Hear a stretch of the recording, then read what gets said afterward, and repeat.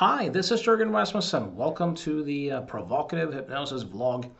A few people have asked me, what are the main influences behind this psychological illusion model that you teach? So I thought I would make a video about both the insights and the influences that have led to the psychological illusion model. And for those of you who are interested in the model and who apply it, it might be a good idea to know this and to also look at some of these sources. So it's also a way to kind of give tribute and credit where credit is due. So in terms of my own background, I started meditating in 1991 at the age of 14. And at that time, it was just a mantra meditation. But I've had a pretty regular meditation practice since then, although I didn't really start to meditate seriously on a daily basis until I was, in my 20s somewhere. So that meditation background has had a profound experience.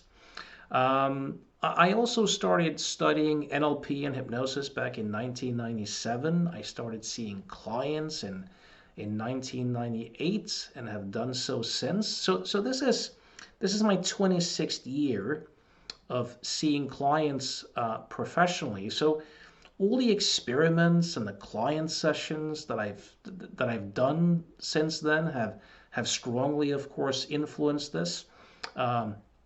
I've had the chance to do seminars since 2009. So the seminar attendees. I'm a very heavy reader, and I've attended a lot of seminars. So this whole thing is like a combination of all of this. So the psychological illusion model is a very simple model that really revolves around two basic ideas. And the first basic idea is that we humans have a tendency to think without really knowing that we're thinking most of the time.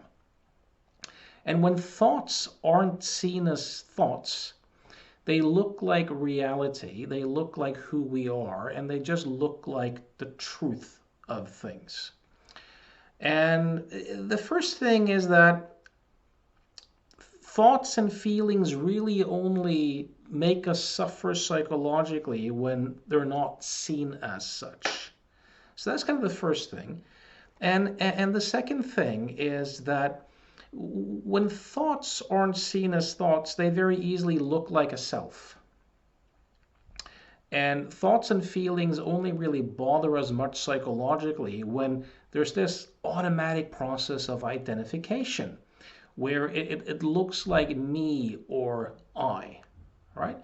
So this model is about helping people to see through the illusory nature of that in relation to the issues that they come in with. I'm not a spiritual teacher. The clients I see are paying clients who come in for all sorts of issues.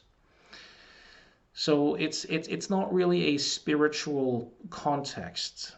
So in terms then of this particular model, someone also asked me recently, how is this model unique or different? And one of the things that's different is that I and the psychological illusion model don't believe in the notion of mental illness. So mental illness is a myth. So when I work with people, it's never under the banner of treatment or cure or a so-called mental illness or a technique or a format that can work on or treat an illness. The framework is one of, this person thinks that there's a monster under their bed, metaphorically speaking. My job is to help them through a bunch of experiments to kind of uncover the magic trick so they can see the illusory nature of it and relate that to whatever issue they came in for. So the first big influence on this is the late Hungarian American psychiatrist Thomas Szasz. Thomas Szasz was the most famous critic of psychiatry in the world. And in 1961, he released a book called The Myth of Mental Illness, where he really did an excellent job in laying out the case of how the whole notion of mental illness was a myth. Since then, he has written probably close to 30 books. I've read most of them. He wrote his last book in 2011 called Suicide Prohibition, The Shame of Medicine, before he died by suicide, ironically enough, in 2012. Something that he had always said that he would when he no longer felt that life was worth living. He was, I think, 93 at the time. I highly recommend reading Thomas Szasz. He was a profound thinker with in-depth knowledge about human beings, psychology, psychiatry, history, a great libertarian thinker. And reading his books really helped me to understand and deconstruct this whole idea of mental illness as a myth. It also educated me into the history of psychiatry and psychology and the kind of functions that these fields actually played. So I highly recommend it. A couple of my favorites as books is Insanity, the Idea and Its Consequences. That's a great book. Szasz claimed it to be his personal favorite. I also really like Coercion as Cure. So those are a couple of really good books if you want to.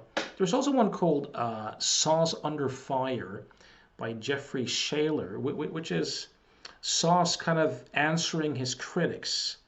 And that's a really good book too in kind of dialogue form. There's also quite a few YouTube videos of Thomas Szasz in debates, discussions. There's a famous film where he debates Albert Ellis in the 60s about the myth of mental illness. If you can get a hold of that one, there's quite a few clips of it on YouTube. It's truly great. Another person there who influenced my thinking was William Glasser's choice theory. William Glasser was also a psychiatrist who rejected the notion of mental illness. And he essentially helped people just by having conversations about them, with them, and helping people essentially see how their symptoms was somehow a choice. He would talk about depressing and anxietizing and phobicking and angering and paining. So he was a great influence as well in terms of having a model of how can you work with someone without this whole frame of mental illness. I should also say very early on that John Sarno, if you want a book from Glasser, there's a great one called Warning, How Psychiatry Can Be Hazardous to your mental health. There's also the classic Choice Theory. I really prefer the one called Counseling with Choice Theory, which is a bunch of dialogues between Glasser and clients. Now, let me say this. When I give people credit here, that in no way implies that I agree with everything they thought on every subject. I'm just saying that these people have been influential in the following ways. So I highly recommend checking out Glasser too, even though the way both Szasz and Glasser worked with clients are profoundly different from what I do in the psychological illusion model. But they really helped me to see through this whole myth of mental illness. And if you look at the field of therapy today, whether it's metacognitive therapy or acceptance and commitment therapy, or rational emotive behavior therapy, or psychodynamic therapy. They all play within this mental illness framework, right? So Sarno was a very interesting guy because he helped people to get rid of chronic pain by educating them on how chronic pain was essentially a trick of the mind. So by seeing its illusory nature, essentially. And he did so through conversations. So this has been extremely useful to me as well. If you want a Sarno book, my top recommendation there would be The Mind-Body Prescription, which is a pretty good book because he doesn't only talk about back pain, but he talks a lot about different syndromes. If you want to go on YouTube and you just punch in John Sarno and John Stossel, Stossel being the libertarian journalist, consumer critic who once led this show called 2020. And there's this great interview because Stossel used to struggle with chronic back pain for decades, and he was a hard-nosed skeptic. And he tried everything, and he went to Sarno once, and his back pain disappeared.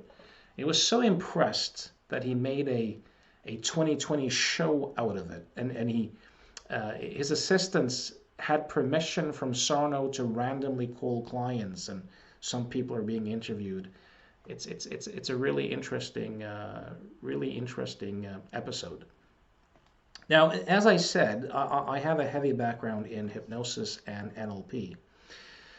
So obviously, people like Richard Bandler have influenced me. Milton Erickson, John Grinder, and I would say, for the most part, in just helping me realize just how constructed experience actually is. That we kind of experience the map and not the territory per se. To think in terms of process. Also a lot of stuff in terms of change artistry and suggestion artistry and understanding how to create contexts and frame things, use suggestions, metaphor, provocation, really, really useful stuff. Even though in the psychological illusion model, we don't really work that much with how people structure their experience. We're looking to help people see the illusory nature of it. But these guys have been profoundly influential. Another guy, Jay Haley, who was a psychotherapist, a teacher of psychotherapy, and also a student of Erickson. Something he wrote in one of his books just helped me have a big aha. Because he wrote about how he and Gregory Bateson were looking for double binds, and how they thought they had found it in schizophrenia, but they actually found the first kind of good real double bind in hypnosis. And what he wrote is that hypnosis is a paradox of sorts, because when you do hypnosis with someone, you're directing them to behave spontaneously. Now, directing someone to behave spontaneously is, of course, a paradox. So there's the passive language where the person might say something to the effect of, in a few seconds, one of your arms are going to lift. I don't know whether it's going to be the left arm or the right arm. And there's all these suggestions about the arm lifting, right? But what the hypnotist is saying is, I want you to lift your arm, but I don't want you to do it. And the way to kind of solve this paradox is to lift your arm, actively imagine, in a sense, helium balloons pulling it up or whatever, but simultaneously interpreting it as a kind of non-doing, as just a happening, which makes it seem non-volitional, and it often makes it seem as if the hypnotist is doing it to you. And I realized then, and more strongly over time, that wait a minute, this is exactly how human beings generate psychological suffering. Thoughts appear, and then they completely lose track of the fact that they're thinking, which makes it seem as if whatever they're thinking about is somehow triggering them and making them feel something. So this was extremely useful to me. And then looking at people like Nicholas Spanos was also an important influence on me. I highly recommend his book, Multiple Identities and False Memories. So Spanos was kind of a hypnosis skeptic. He was a researcher, and he kind of debunked a lot of the claims of hypnotists. He did a great job in helping educate people in terms of the how, for example, multiple personality disorder was not the result of trauma, but it was actually suggested into being by therapists with highly suggestible clients, and helping educate people in terms of how the satanic ritual abuse scandals and the so-called repressed memory scandals were not cases really of discovery again, but cases of suggestion and creation. And Spanos also made the point that the same point as Jay Haley made, is that, well, people actually lift their hand and they imagine something, but they interpret it as something that's kind of just happening, which gives that sense of things being non-volitional. And I started to see that, wait a minute, people are doing this all over the place. This is the whole notion of thinking without knowing that we're thinking, which all clients do, which kind of results in a lot of psychological suffering and the illusion that there's a thing like self in here, often behind the eyes looking out, or in the chest or heart, that somehow is the CEO of the company and the doer and the decider and all sorts of stuff. So these were huge influences. Herbert Spiegel, still within the realm of hypnosis, the writing that he did in Trance and Treatment, called the grade 5 syndrome, on highly hypnotizable people, and the kind of dangers of high suggestibility, was a big revelation to me, and it changed how I saw clients, it changed how I use suggestions, and it really helped me, even though I work very differently than Spiegel did.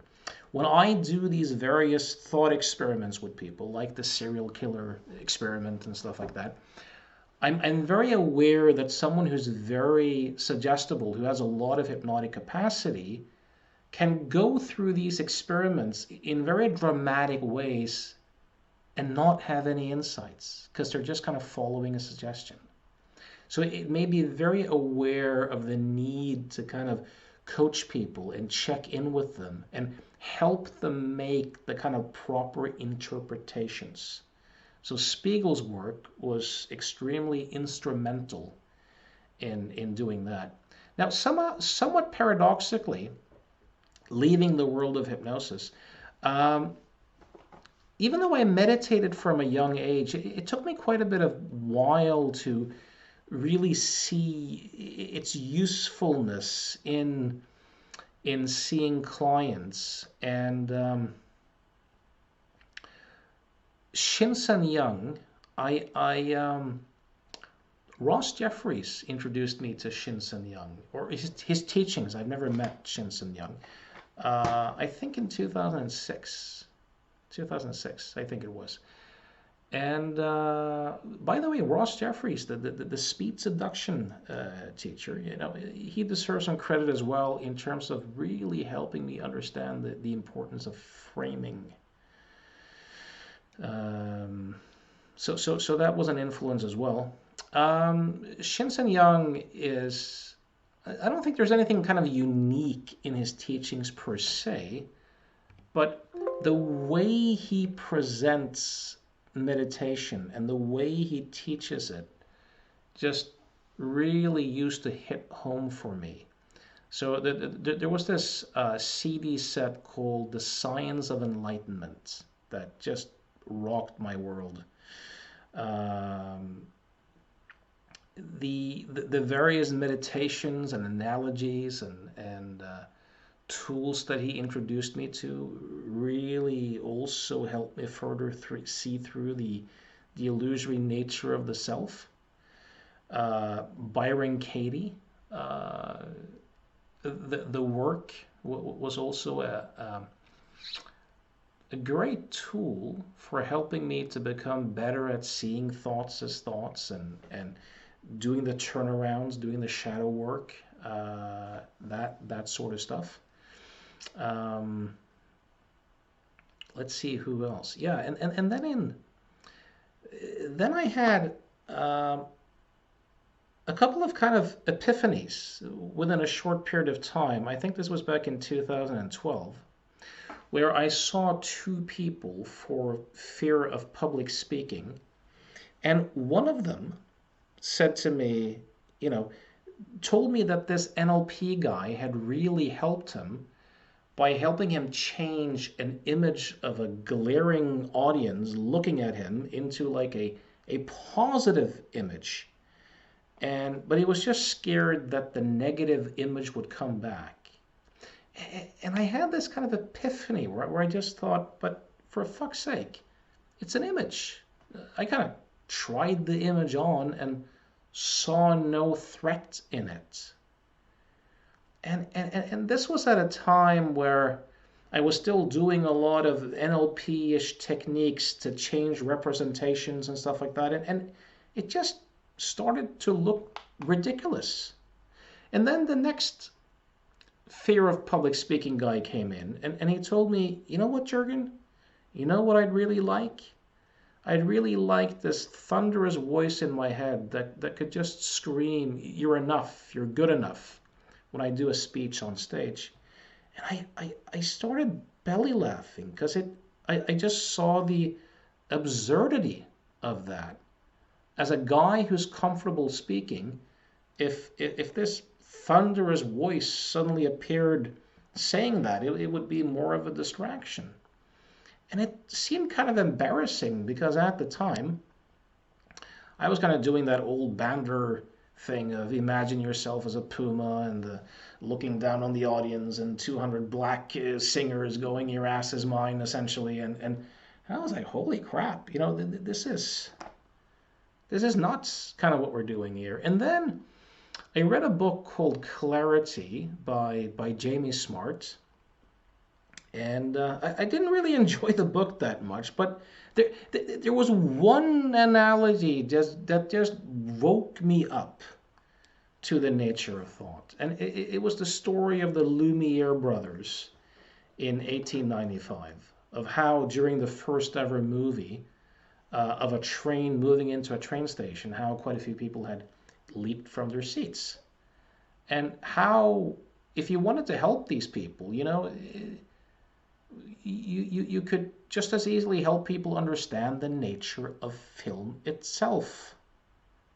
And I kind of realized in that moment that, oh shit, like I knew in that moment that my life would never be the same and my client work would never be the same, because I kind of realized that what I'm essentially doing is helping people to change their state when watching the movie, or trying to change the movie or the content of the movie or the colors, or pushing it away, instead of just helping people to see the illusory nature of it.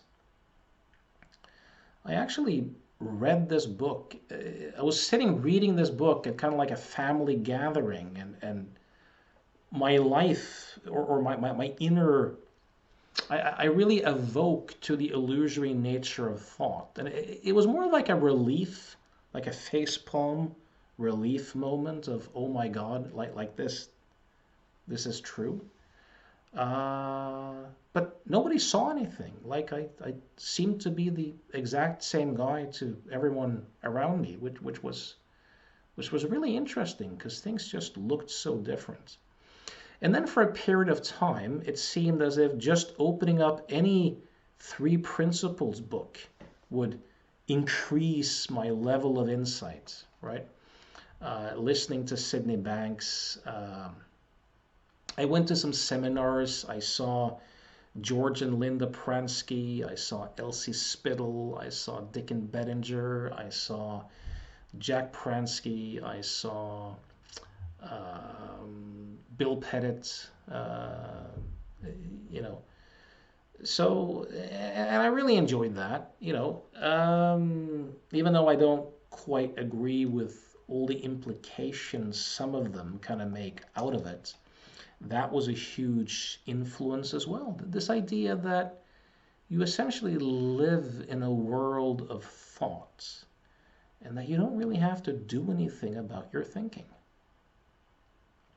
So let me see if I can illustrate, because up until then, my work had kind of been based up on, yeah, it's your thinking about the event or about what has happened that kind of is the issue. And if we can change your interpretation or your perspective, then we'll change your experience.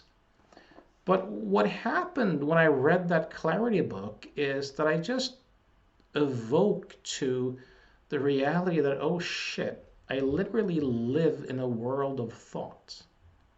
Like it's all thought. Let me give you an analogy and see if this hits home for you. So imagine that me and you are friends and that we're both soccer fans. I'm not, by the way, but let's just imagine that we both are. And it's during the World Cup final where France played against Argentina. If I remember correctly, Argentina won. But let's say that you and I are friends, and I'm a huge France fan, and you're a huge Argentina fan. And we're sitting there in the taxi, right? And we have this like electricity going on in our body. We're kind of euphoric and looking forward to this. And it truly looks as if it's the fact of the World Cup final that's kind of making us feel this, right? But the taxi driver, he's kind of neutral because he doesn't give a shit about soccer, right? So we go to the stadium, we sit down, and let's say that I can't remember, I never actually saw the match, but but let's imagine that during the first half, France just rocks. It's 2-0 after the first half. Now, me as a fan of the French team, it's going to be ecstatic, euphoric, right? It's just electricity, pure joy. And it looks as if it's the fact that France is winning that's making me feel this way. And it looks as if every time France scores, the score itself is kind of triggering this ecstatic feeling. Well, you're depressed, right? As the Argentina fan. And the taxi driver is still kind of neutral. And then let's say in the second half, everything turns around and Argentina finally wins. Now I'm depressed and you're ecstatic, right? And the taxi driver might still be completely neutral. Now, the thing is, when I say that we live in a world of thought, there's no such thing as France. France is a thought construct. It's made of thoughts. Norway is a thought. So even the facts that we can talk about, yeah, it's objectively true that Argentina won the World Cup. Or if I say to you, yeah, I'm a Norwegian citizen, I have the passport to prove it, it's objectively true in a sense. But there's no such thing as Norway. Like at some point, some dudes went around and just kind of arbitrarily said, everything behind that rock is called Sweden, and everything over here is called Norway. Like this is a collective thought construct. But you kind of have to play the game to be functional, but it's still completely made up. See, if there's no France, there's no French national team either. There's not even the World Cup. There's just a bunch of guys running around kicking something that we call a ball. But the whole idea that kicking the ball between those two goalposts means something, means ecstasy, or means depression, this is completely a thought construct. The whole notion as a fan of France or a fan of Argentina, this self essentially is completely made of thoughts, as is everything else. Now, what difference does it make to see that? Well, you're less likely to take things as literally. You're less likely to ruminate as much. You're less likely to believe your thoughts to the same extent. They're still useful to navigate in a relative sense.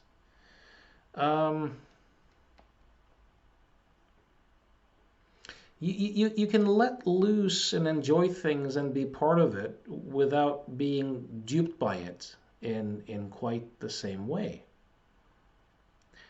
Now, these other people that I mentioned, in terms of seeing through the illusory nature of the self, Sam Harris, Shinsen Young, Scott Killaby, I got a couple of distinctions from in terms of the Velcro effect. Gary Weber was a huge influence for me. I've read all his books about self-inquiry. And what kind of became obvious after a while is that, language, kind of says, okay, I saw that, I did that, I heard that, I made that decision. So it makes it seem as if there's this thing like self that's doing these things, right? But selfing is actually a process, just like perceiving and sensing and thinking and feeling. And the trick here is that the I thought that claims credit for the seeing or the hearing or the thinking was not actually present during the activity of seeing. So there's this trick of the mind that makes it seem as if what came after as an ad hoc entity or a thought construct was actually present during the activity and the initiator of it. And this illusion is the result of not seeing thoughts as thoughts. And when you wake up to that, this whole notion of being a doer, being the decider, being the chooser, having free will, completely evaporates. Now, in terms of seeing clients, though, they're not necessarily that interested in meditation. Thoughts mostly bother people when there's this automatic identification with a thought. So I just saw a client for jealousy. So this thought of not being enough would emerge. And since that wasn't seen as a thought, it looks as if I am not enough. And now I have to improve myself, right? This is an example of a thought not being seen as a thought. So what I do with people is I help them through various experiments to take whatever self-identifications they have in accordance with their issue and to see that it's not a self, it's actually a thought. And that's hugely liberating. And if I can, I help them to also discover the nature of being that's prior to thought, during thought. And there, whenever a thought dissolves. Some of the people who have been very instrumental for me in this, as I mentioned, Gary Weber is a really good one. I highly recommend Happiness Beyond Thought, his first book. Rupert Spira has been instrumental for me. For me, has been the clearest pointer towards non-duality. I highly recommend his latest book, You Are the Happiness That You Seek, and also The Nature of Consciousness. I think those are great books. And of course, in addition to this, I've been heavily influenced by developmental psychology models. Robert Kegan's model, which is based in subject-object theory, subject being that which experiences something, object being that which is experienced. And what he wrote about a lot is that whatever we're subject to looks like us and looks like reality, right? And we don't really have a choice about it because we're fused with it. The ideas that we can look at are objects. When people make developmental shifts, what people were subject to at one stage of development becomes the object of the subject of the next stage.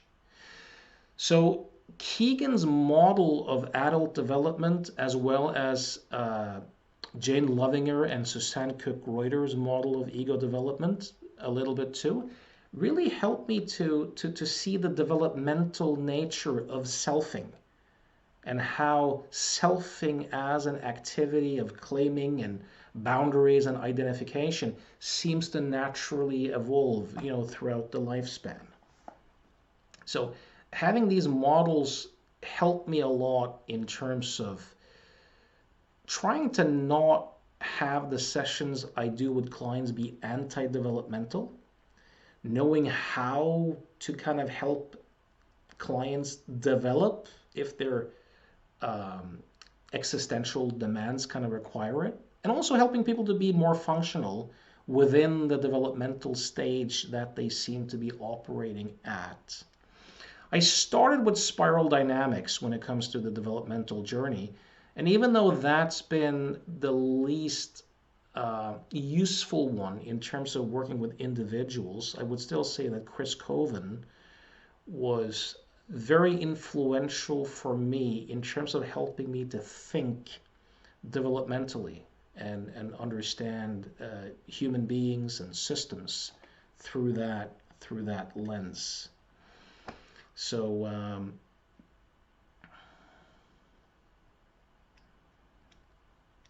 and then of course finally people like Elizabeth Loftus, memory researchers back to Frederick Bartlett in the 20s and 30s, the people who have kind of pioneered and helped us understand that memory is reconstructive. That's been extremely useful to me in helping people. And also Lisa Feldman Barrett's book, How Emotions Are Made, has also been quite useful in terms of helping people see just how constructed their experience is. Now, a lot of these people you probably won't recognize in my work at all. And as I said initially, don't misunderstand the fact that I credit these people with meaning that I agree with everything they teach or do. That's not the case at all. And the very tricky thing in terms of giving people credit is that when you look into things, you often discover that the people who get credit for certain ideas are not necessarily the people who originated those ideas. They're often good marketers. Oh, I forgot to mention Albert Ellis. He's been a strong influence too. Even though I don't necessarily work that way, I found it very useful to do some of that stuff to help people to wake up to the illusory nature of thought. So if we go back to the soccer analogy, ultimately then,